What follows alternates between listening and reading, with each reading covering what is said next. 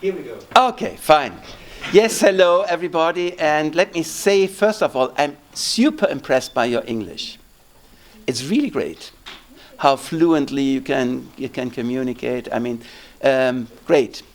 And maybe you have been wondering who the other two visitors are. So you see the guy, the tall guy there in the back, John from Spain.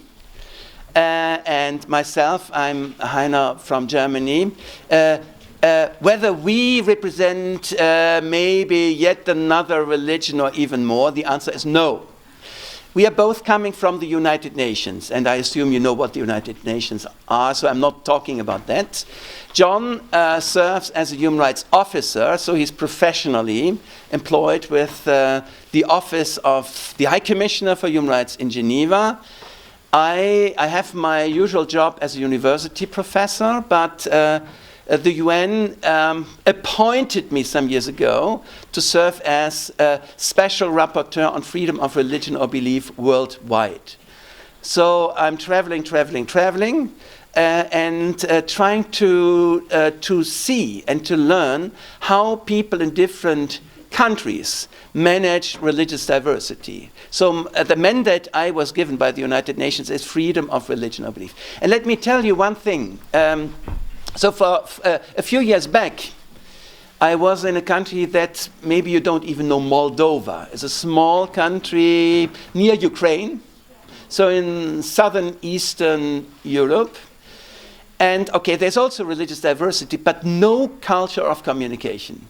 So we had a meeting in the Ministry of Justice, and the minister had summoned the various religious leaders, and there was an ice-cold climate. So everyone was just looking straight at the minister, just as I am now looking at the camera, only looking to the minister, not looking to each other, not looking to the person sitting next to him or her. And it was a rather strange situation. Then they would tell their stories, and sometimes even conspiracy stuff that the Christian, what they would expect the Muslims to do once they become more powerful. The most strangest ideas that I would suppose people would not be able to tell if they really looked into each other's eyes. Because then you would discover, okay, she is another human being after all, and maybe there are different understandings, but I mean, we have many things in common.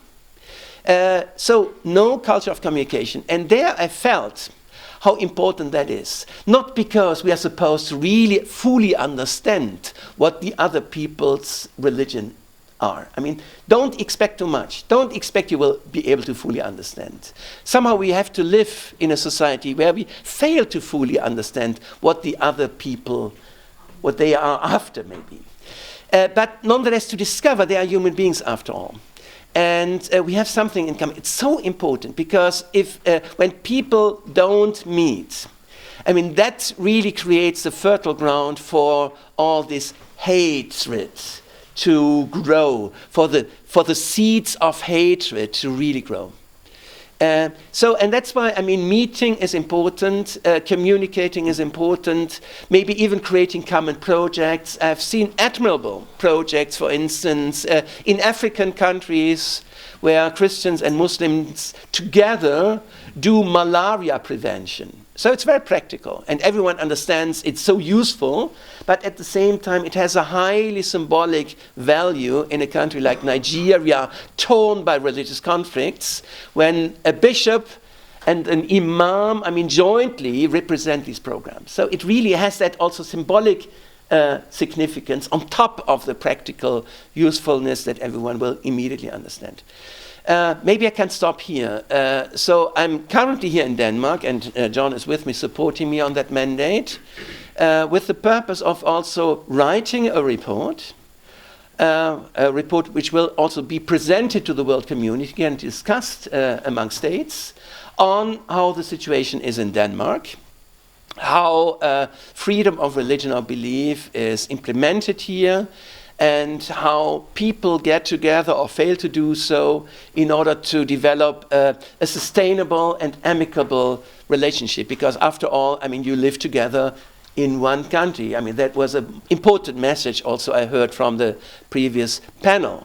Maybe we will not fully understand who we are, but one thing we can certainly understand, we live together, and we have to learn to appreciate that diversity. So it's very important.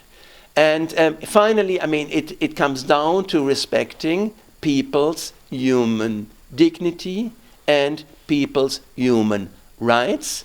And freedom of religion or belief is just one of those human rights, alongside freedom of expression, freedom of assembly, gender equality, also respect for sexual minorities. I mean, sometimes they don't fit together easily, but I mean, that's actually the task, to respect the whole panorama of human rights in order to build a society in which people can live together peacefully.